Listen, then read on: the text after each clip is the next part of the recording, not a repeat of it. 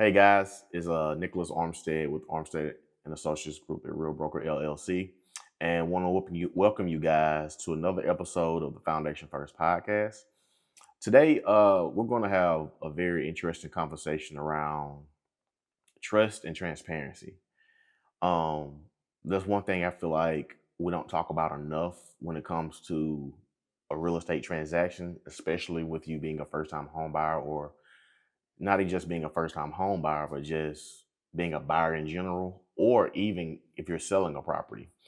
Um, Transparency is very important because we truly can't have your best interest, and we truly can't do our job to the best of our ability if you're not being transparent with us. So today I kind of want to tell you guys two stories around transparency and how they have affected some people in the past. Uh, the first story, this has recently happened over the past couple weeks. We recently acquired a client. They were a first time home buyer. Of course, we did our consultations.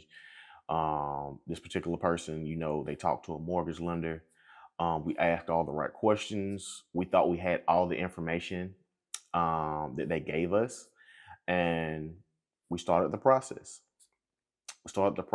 This individual found beautiful home, new construction home, everything that this person wanted in the home. And then they decided to make an offer. They actually made an offer on the property, and the offer got accepted.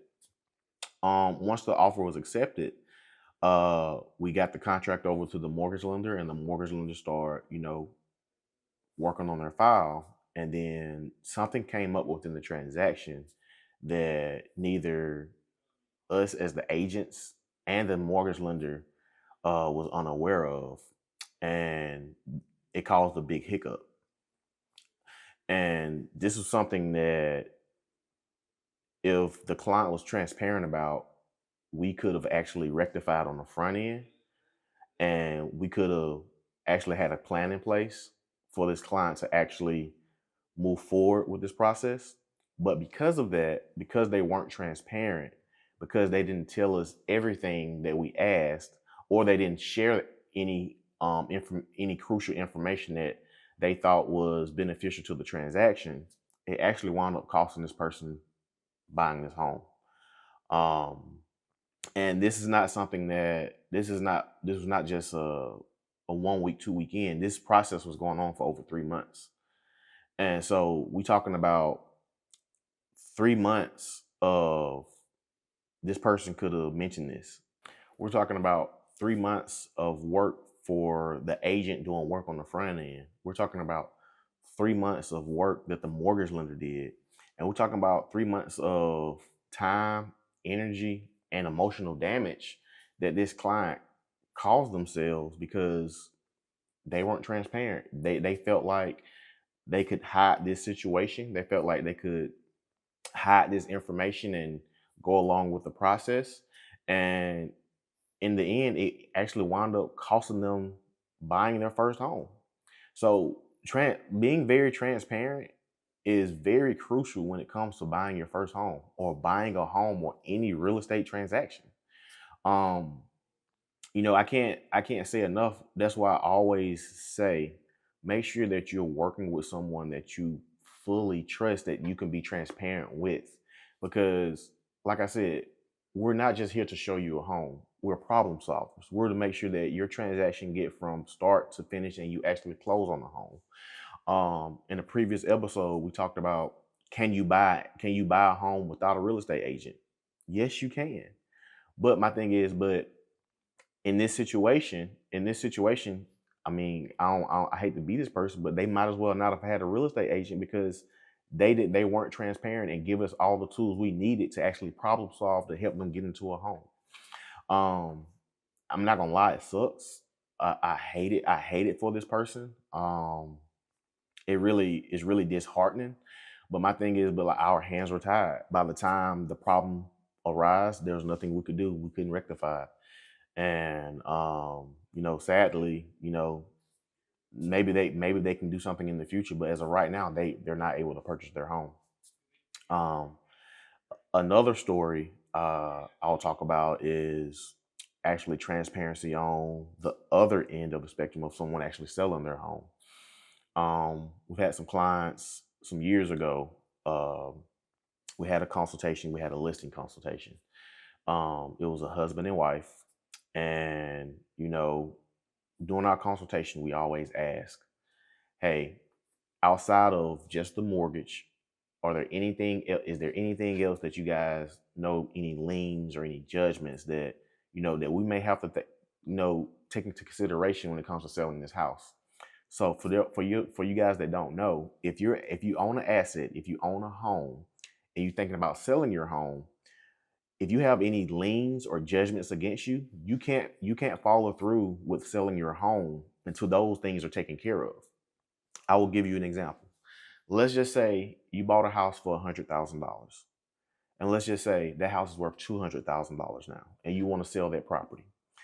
And let's just say you only owe $50,000 on that property. So ideally, you're looking to profit, let's say roughly $150,000, right? So in your mind, you're thinking, okay, all I have to do is pay off the mortgage, this $50,000, and I'll profit $150,000. Okay, that's true. But if you have liens and judgments, you also have to pay those off as well, and they take that from your profit as well at the closing table. Because when you're selling a property, when you have the closing attorney, what they're going to do what they call a title search. They're going to make sure that the title is clean, that the deed is in your name, and they're also going to look to see if there's any liens and judgments that was filed against you, because they have to be paid off as well before you sell the property. So let's go back to this client I'm referring to. So this couple, they were married. The one of the spouses, they bought the property in their name, but the couple not knowing, because they were married, even though the loan was in the wife's name, the husband was still on the deed.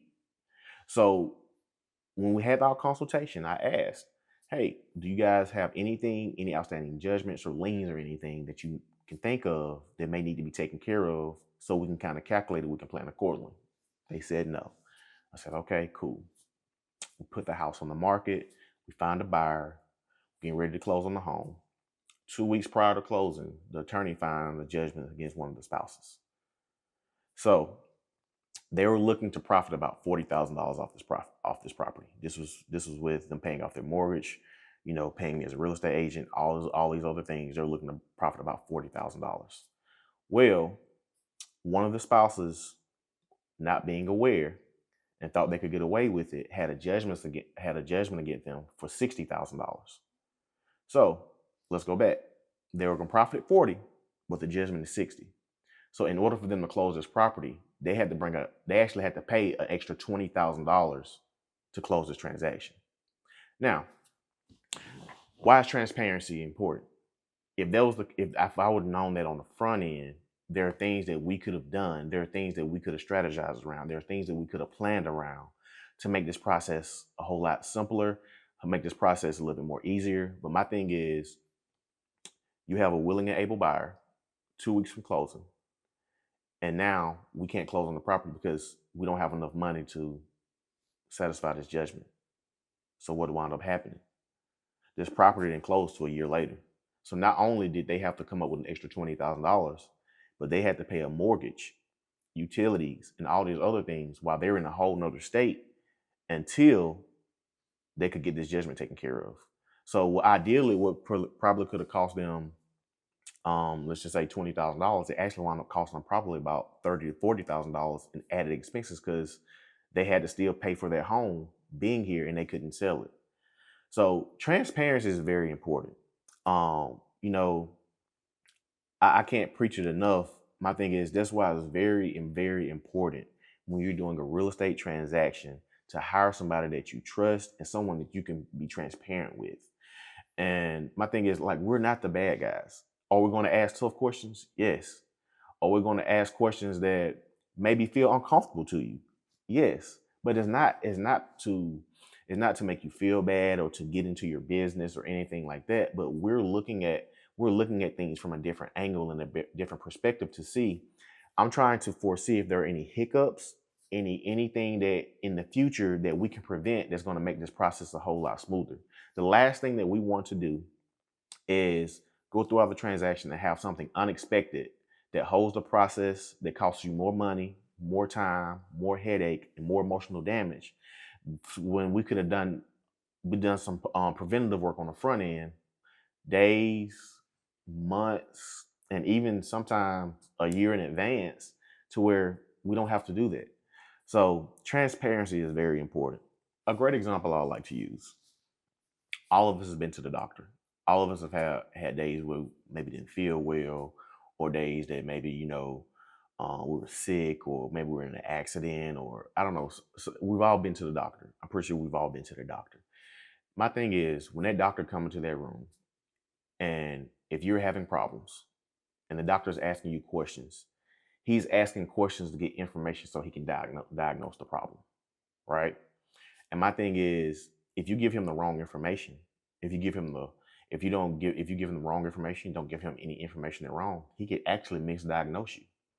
And if he misdiagnose you, what are the consequences of that? Do you get more sick? Do you get well? Or we all know the absolute worst case scenario. Are you even here anymore? I'm not saying that real estate is that extreme, but in the context of your transaction, it is. My thing is, we have to diagnose a problem. My thing is, so we have to be able to ask the questions to be able to diagnose a problem. And my thing is, we don't want worst case scenario. We don't want your transaction to die. So transparency is very important. And I just kind of we just kind of ran across some scenarios here recently, and I just wanted to really just tell you guys how important transparency is.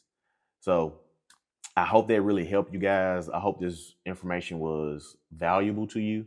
And if you want someone if you want to be transparent, if you want someone that you can trust, man, always feel free to, give us a call. We'll be happy to sit down with you and see if we're a good fit for you. But next transaction you do, if you're buying a house, selling a house, man, don't go within the transaction and don't be transparent. I appreciate you guys. Until next time, peace. Love y'all.